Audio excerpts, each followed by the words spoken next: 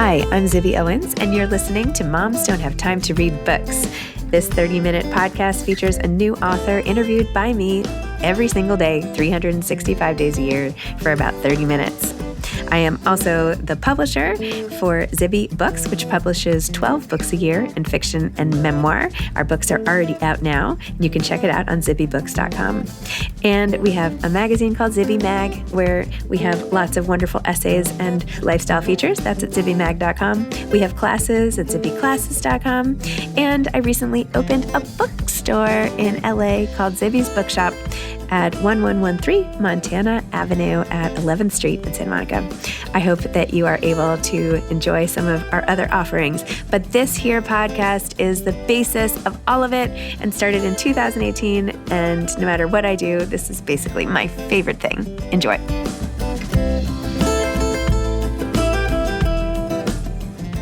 Stefanie Wilder-Taylor is the author of Drunkish, a memoir of loving and leaving alcohol.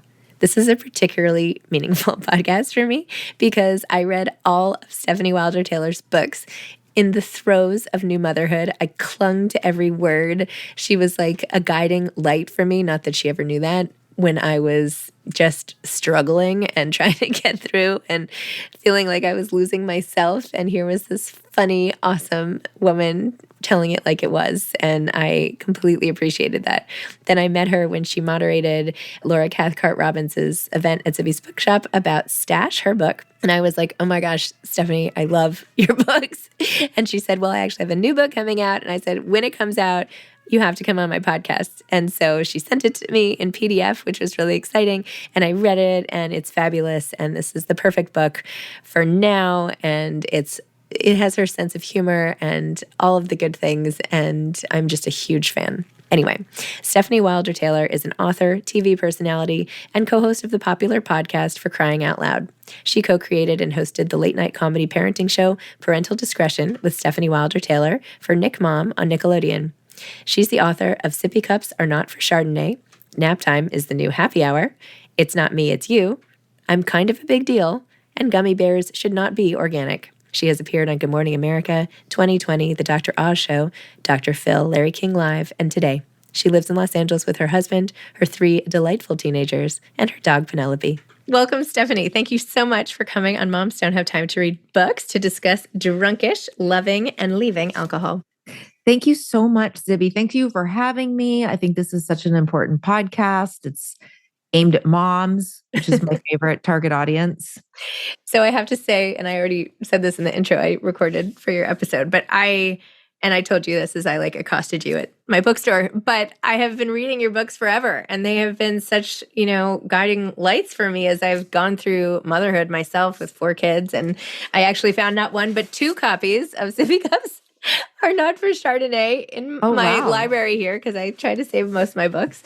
And I also have Nap Time is the New Happy Hour.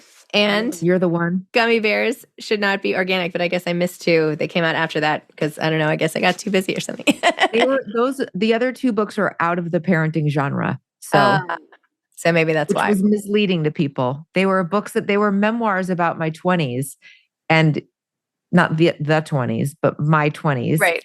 Yeah, and I think people got confused, and they were like, "Wait, this doesn't have anything to do with parenting." You went out of your normal line. I don't know. You're like Adam Sandler doing a drama or something. Yes, that's what I feel like. Yeah, I think people were just like, I don't know what this is, but I'll pass. Well, Drunkish was so good. And the way you write and the openness with which you write and your sense of humor, I gobble it all up, really, which is fitting to have an olive on the cover, I guess. Although I don't really like olives, but if I did, it would be fitting. I don't either. I don't either. And true story, I've never, ever had a martini. Well, I haven't had a regular martini. Wow. I have had flavored martinis. Where's the wine glass? I know. Well, it's a cool cover though. They were being creative. I like it. It's a great cover. It's a very cool cover. Yeah. In fact, my husband likes martinis, so maybe I could just leave this next to his bedside or something. He'd probably enjoy it, although it's kind of counter to the message of the book, which is, of course. So why don't you tell listeners about Drunkish and what it's about, why you decided to write it, and we can dive into what's inside. Sure. Well, 14 years ago, I made a big decision to quit drinking. 14, it'll be 15 in May. And prior to that, as you know, I'd written quite a few books and been a person who loved the whole mommy wine culture. It's not that I thought that it's not that I was being fake. I really was thinking that it's a great thing that moms have a way to sort of like blow off steam and bond with each other. And I thought the whole kind of wine culture was fun. I really did. I thought, and I stuck up for it in the way of, you know, I don't think moms need any more judgment. So if a mom is having a glass of wine and having a play date with their kids, like why is that a bad thing? Dads can have a beer and watch the game and nobody goes, why aren't your kids in the house?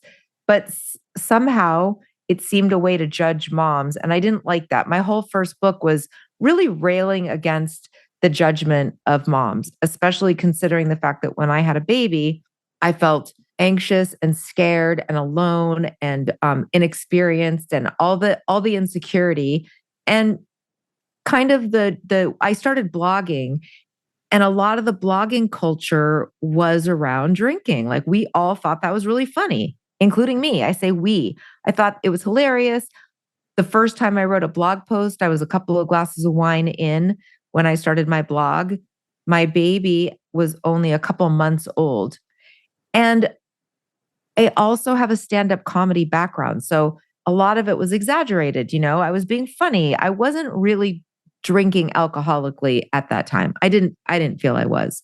But, come to find out that all that anxiety and all that insecurity and all of that loneliness and isolation was kind of a perfect storm. And I did start drinking a lot.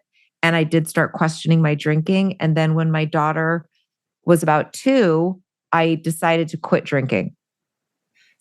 But it didn't stick because I was totally sober, but like 6 weeks later, I found out I was having twins.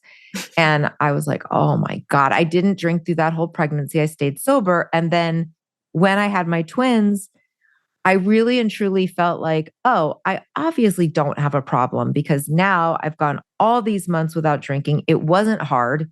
I didn't have any problem doing it. But this is a weird thing that a lot of women, especially women that drink a lot, and then they worry about how am I going to stay sober during my pregnancy? A lot of women have no problem with it because all these hormones that go through our system can sometimes make women feel actually calm, and it's tricky because then you're not drinking and you're pregnant. And you're like, oh, look at me, not drinking, nothing to see here. Don't worry about me. And then you go back to drinking with a vengeance because now the hormones all drop out. You feel like shit. You're, back to how you were before, but worse.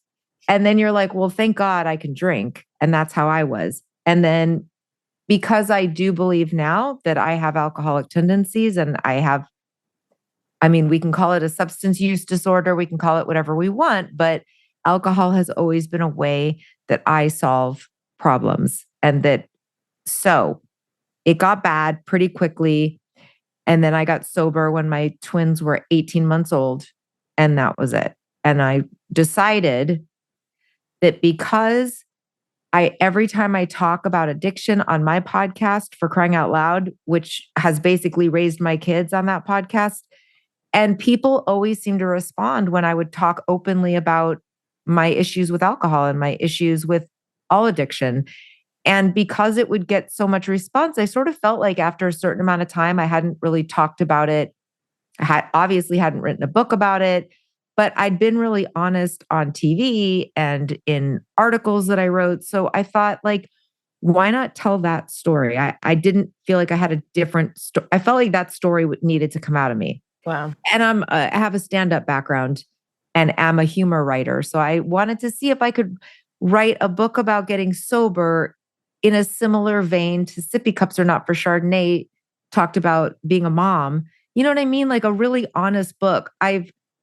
Most of the memoirs about addiction that I've read are really sad. And, people have kind of low bottoms. And I could be going on and on right now. I hope I've veered into what's in the book. This is great. I'm just like watching your stand-up show from home. It's wonderful, like a live stream or something. It's great.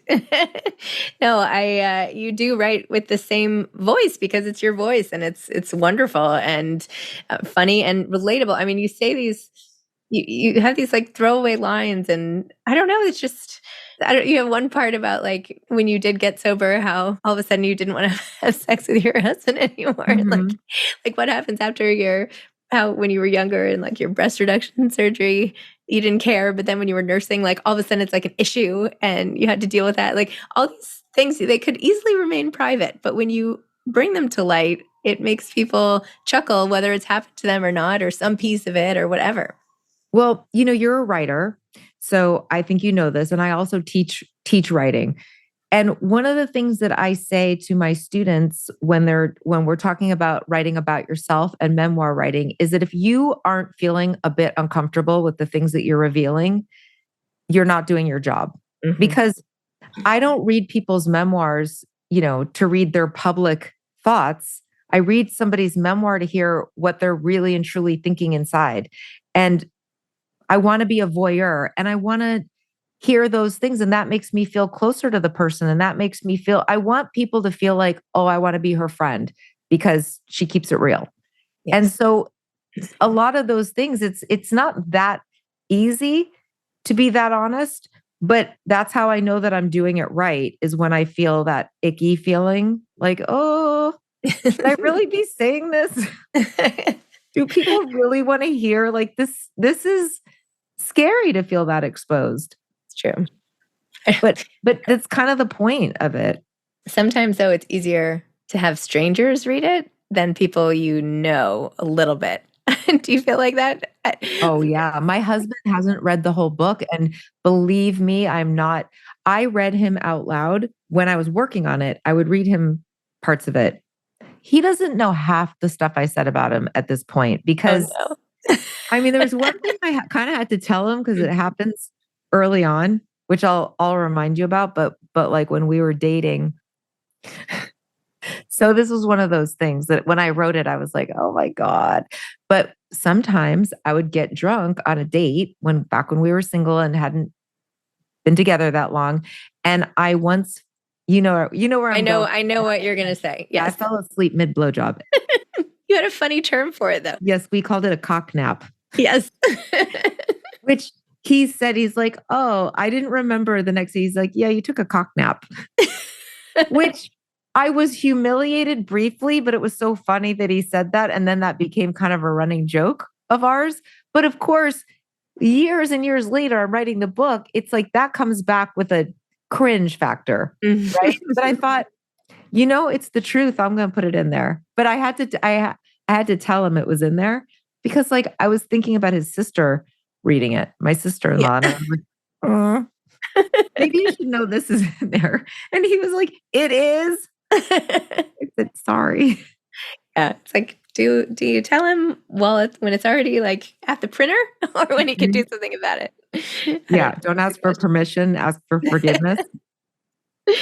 Oh my gosh. Well, he also, plays into your moment where you were like, this is not this hitting bottom, or I don't know what you want to call it, but the moment where you really decided to change your ways and that you felt you had put your kids in danger. And like, that was like the final straw for you. Do you want to talk about that moment? Sure. Well, prior to this, I don't think that, and this is one of the reasons I wrote the book. I don't think that my bottom looks like a lot of people's, looks like you would imagine. I wasn't drinking in the morning. I wasn't sneaking drinks in the shower. I wasn't hiding from my husband. I was drinking in my mind, the way I rationalized it, even though I would have wine like before my husband got home from work, and then when he got home, I'd be like, oh, let's open a bottle of wine. There were those things. I'm not trying to make myself sound like, what? I had 2 glasses of wine a night. I was problem drinking, but most of it my husband was aware of. And I think he thought I was just very stressed out. I mean, I had, baby twins and basically like a very young child. My older daughter when all this happened, she was 4 and they were 18 months. So She was 4.5. Yeah, they were 18 months. So my husband made a lot of excuses for me as well. But one of the things that I think really bothered him was, and this had happened earlier before the kids came along. I would go out. Let's say as a stand-up comic, I'd go to the Improv. I'd have some drinks. I would drive home, and my husband would always be like, "Are you okay to drive? Like, are you sure?" And the thing about me and my drinking is I always felt fine to drive. It's like a thing that my chemistry, some people can smoke pot and feel fine to drive. If I had one hit of pot, I'd be like, I can't drive. But alcohol made me I was one of those cliches where I was like, I'm a better driver after I've had a couple of drinks. I'm more relaxed. It all seems a little bit funny now. It obviously wasn't funny. But the thing was, my husband didn't like it when I would sort of like disappear at night when I would drink and then not respond to his phone calls or texts. And so on this occasion, I had taken two of my kids with me to like a play date at a woman's house who had kids and a nanny watching the kids. And it was like a nice evening.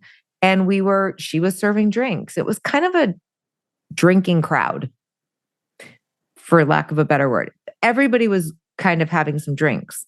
But in my mind at that time, the way I saw other people's drinking was like, oh, everybody drinks this much. Now I can tell you that even my mom friends that are like act like they love to drink will usually have a glass of wine and be like, I'm good.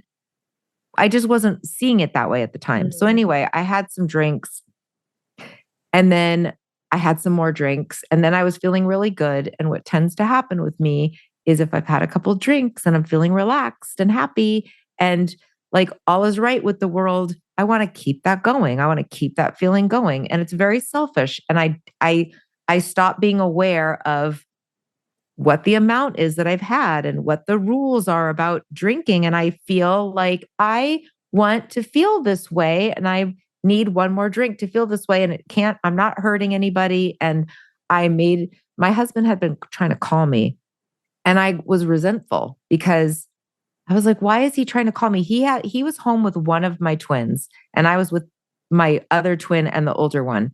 And I was thinking, this guy's on like a freaking Hawaiian vacation right now with one baby. I've got two of them with me. Like, stop calling me. That was my attitude. Why are you bothering me? Eventually, he called my friend who I was with and was like, what is going on? Where is Stefanie? Why isn't she answering my calls? So she told me, hey, John's trying to get a hold of you. All I remember really is being like, fine, I guess it's time to go. Put the kids in the car. I drove home. I did not crash the car. Nothing happened. But when I got home, my husband was in the driveway waiting for me and he was furious. And he knew that I was drunk. He basically confronted me right there and he said, you're drunk. And I was genuinely mad, appalled, but like, how dare you? I can't believe you're accusing me of this. What kind of a person do you think I am? And I went in the house and I slept on the couch, fully dressed. I woke up the next day and it just hit me. I was like, oh my God, had a brutal hangover.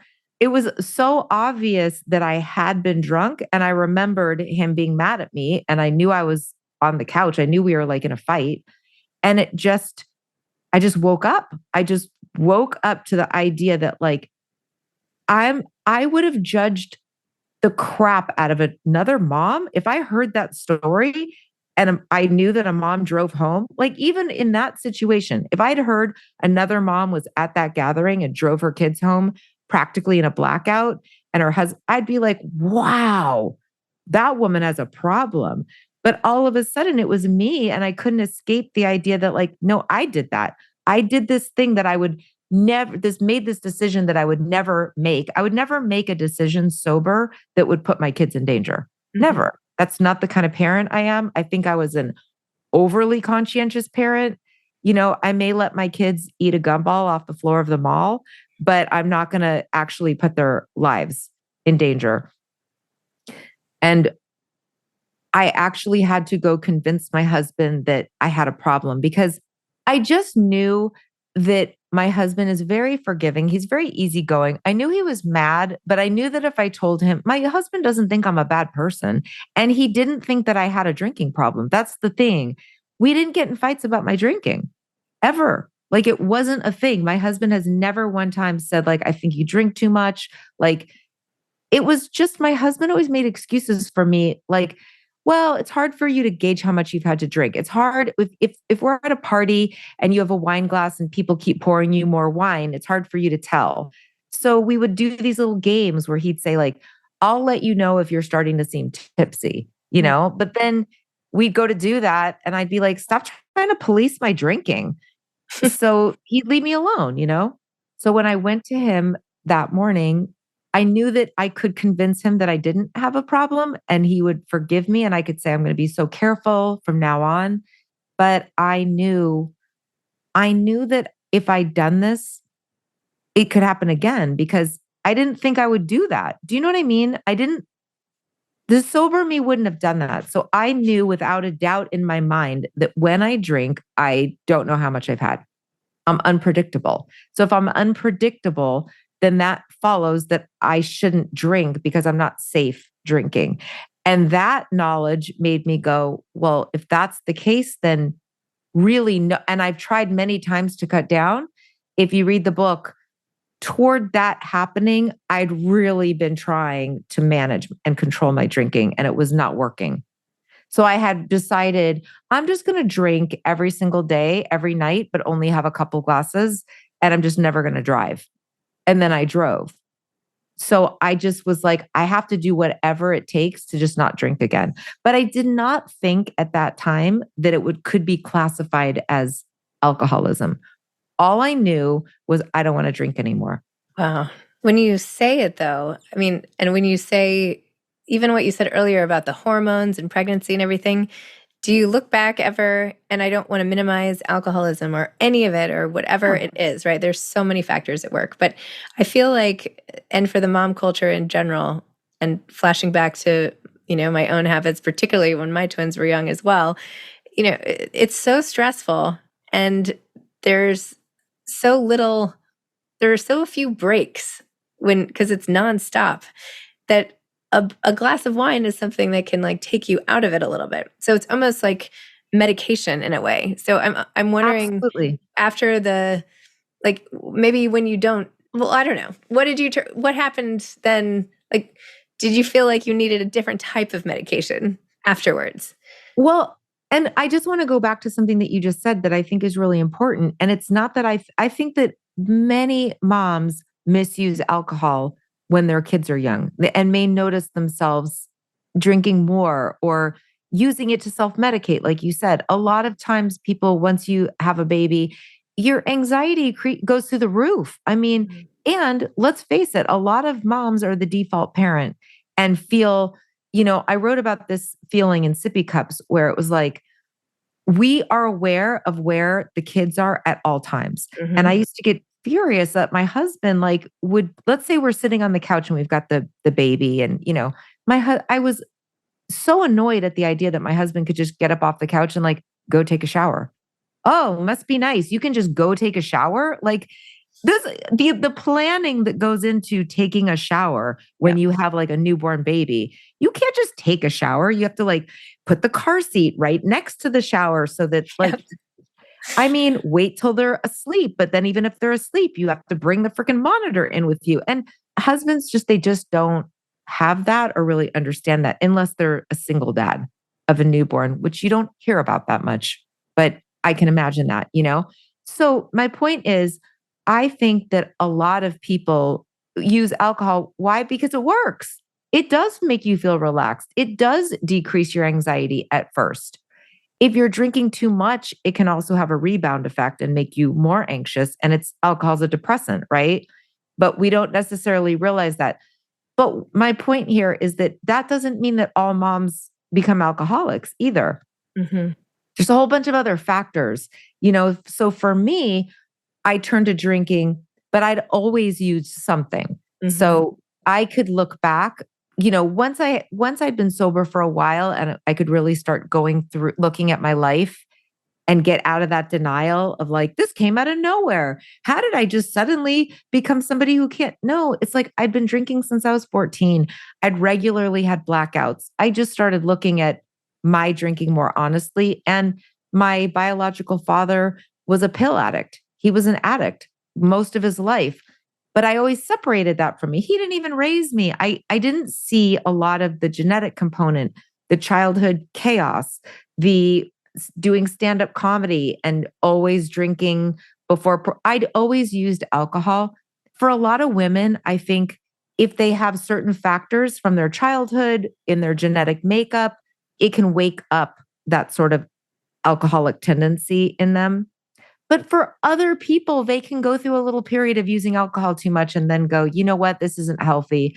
I'm going to start going to the gym. I'm going to get into wellness. I'm not going to do that. And they're able to not do that. So I don't want anybody to hear this as like some indictment of like moms and drinking. And like, we're all human. We all turn to things that make us feel better. There's nothing wrong with that. And it's only if you notice that like now your kids are getting a little older and you're still in that bad habit. And yes, what I needed was understanding. That became like my drug.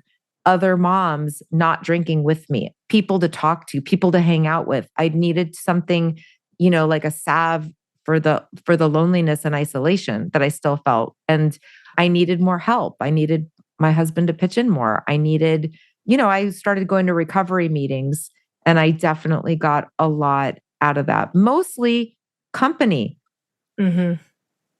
And the feeling I wasn't alone. And I binged on a lot of sugar that first year. I get that. I had this one moment, which I'm like sort of ashamed to even say out loud. I'm not even sure I've told the story. Well, maybe I have. I don't know. Anyway, it doesn't matter.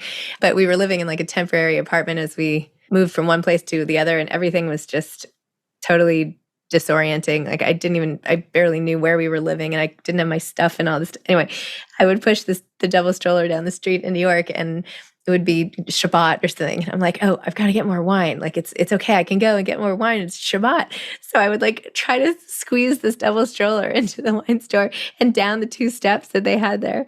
And I remember my kids at one point, they were like 3 or 4. Mommy, like, I don't want to go to the wine store again. And I was like, this is so embarrassing. Anyway. Mommy, why do you buy so many bottles of wine? I know. I was like, oh, outed as the people in the store, like, looking at me. Like, it's all good. It's Shabbat. But, I'm buying 5 bottles. But anyway. Right. Right. Did you find yourself having to come up with a little excuse in your head? Like, oh, that last time was just for a party we were having. Yeah. Always something.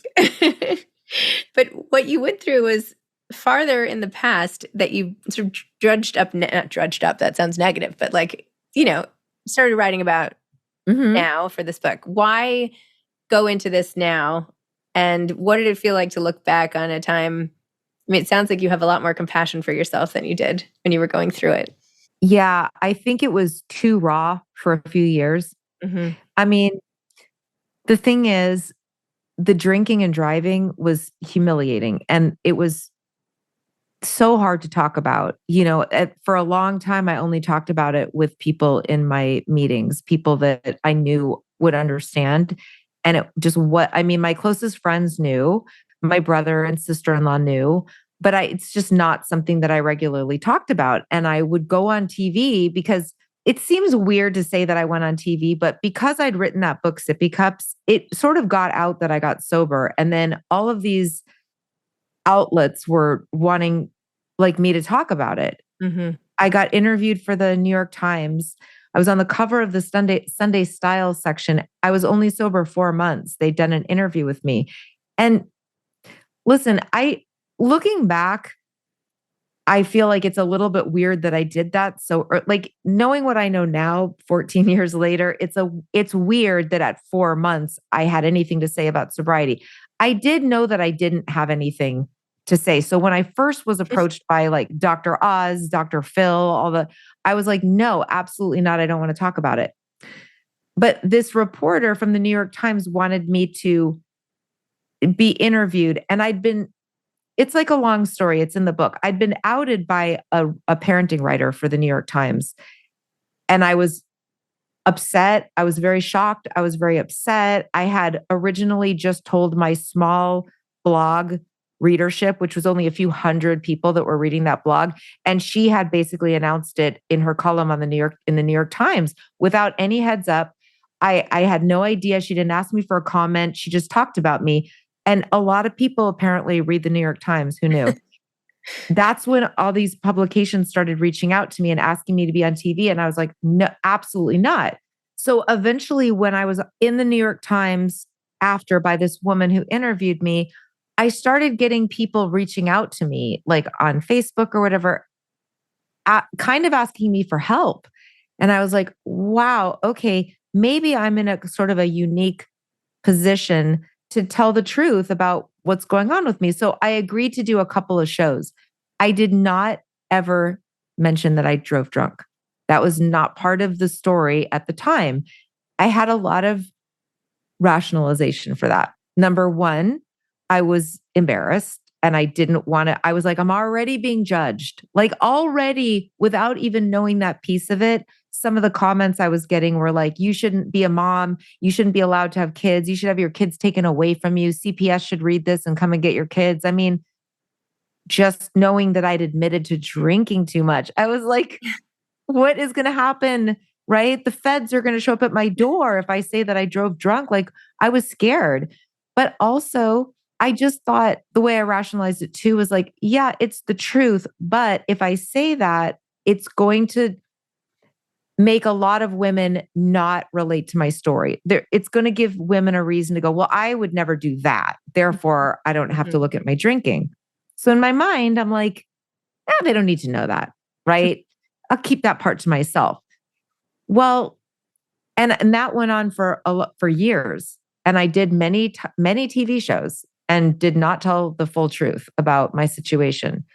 It was when I was on Katie Couric 4 years later, and now I'm going to have this mom show. I had a TV show for a while called Parental Discretion with Stefanie Wilder-Taylor. It was a comedic mom show. It was fun. It was like a talk show for moms. And I was asked to do Katie Couric, not as a big expose on my drinking, but to talk about the mommy wine culture. And my plan was to come on the show and say, I still don't think that moms need to be judged for drinking wine. I don't think that this needs to, we don't have to come down on, that was my position. Mm-hmm. Well, Katie Couric's producer had discovered a place where I talked about drinking and driving. It was something that I had no idea was out there. It was something that was on YouTube. Anyway, they asked me if they could ask me about it. I said, no. I said, I won't even come do the show if you're going to ask me about it. They were like, okay, no problem. We won't. And then Katie Couric asked me about it. And we were taping the segment. So the cat was out of the bag, as they say. I don't know why that's a saying, but it is. And I just rolled with it. And once I told that piece of it, I expected the sky to fall and nothing happened. Like, nobody was like, what? You did what? Same thing happened after that show that always happened, which is women were like, oh my gosh, I think I have a problem too. Like, what do I do? And that's when I realized my story is going to help people and the whole story. And I didn't make a decision. It was another 10 years before I wrote this book. But I just decided that, like, why not? I felt that sippy cups are not for Chardonnay helped moms because I didn't know that you're not supposed to tell the whole truth about how we feel as new moms. Nobody told me you're not supposed to talk about that breastfeeding sucks and it's awful and it hurts for some people. Not all moms. For me, it was a terrible experience. Not everybody talks about, I didn't love my baby at first sight. I was sort of breaking down these myths of like, you need to have this certain kind of stroller. You're a bad mom if you don't do this. You need to have a parenting philosophy. All these things that were big at the time. My daughter's 19 now, so this was a while ago. But I didn't know that you're not supposed to say, it's taboo to like go, I didn't love my baby at first sight. I hated being pregnant. I was on the fence about being a mom in general. I love it. Of course, I love it now, but saying all those things there was backlash. If you look at the Amazon reviews for that book, there are people that absolutely love it. Thank you for saying everything you said. You made me laugh. And there are people that like, you should never have had kids. I mean, there are haters all the time. I mean, there are haters, But the book was polarizing, is my point. Yes. But I felt like there weren't a lot of books at that time that people were willing to tell the truth. And telling the truth for me is kind of like a chronic illness. It's just like I can't help it. It's never going away. It's just how I communicate. I'm just honest, and I don't know what you're not supposed to say unless you tell me you're not supposed to say it. But my editor of that book was a young gay man who just thought I was funny and was like, go for it. He had no idea. And my agent was a gay man with no kids. So the two of them together were just like, oh my God, mention it all. Well, look, as someone who read it and loved it, thank you. And I felt this, Drunkish is great. Your whole series, your whole voice, all the things you do. I'm just a fan. I'm like along for the ride. So Anyway, this has gone totally long, which I don't think I've ever done. Anyway, but I just literally could just sit here and listen to you forever. So anyway, thank you, Stefanie. Moms don't have time to read, and they also don't have time to listen to really long podcasts. That's true. So congratulations. Thank you for having me. Okay. Thanks for coming on. All right. Okay, bye. Bye. Thanks for listening to this episode of Moms Don't Have Time to Read Books. Don't forget to follow me on Instagram at Zibby Owens and at Moms Don't Have Time to Read Books. Also sign up for my newsletter at zibbyowens.com and sign up for my virtual book club and meet lots of authors on Zoom every other week. Thanks so much to Steve and Ryan at Texture Sound for the sound editing. And thank you to Morning Moon Productions for providing this fantastic intro and outro music.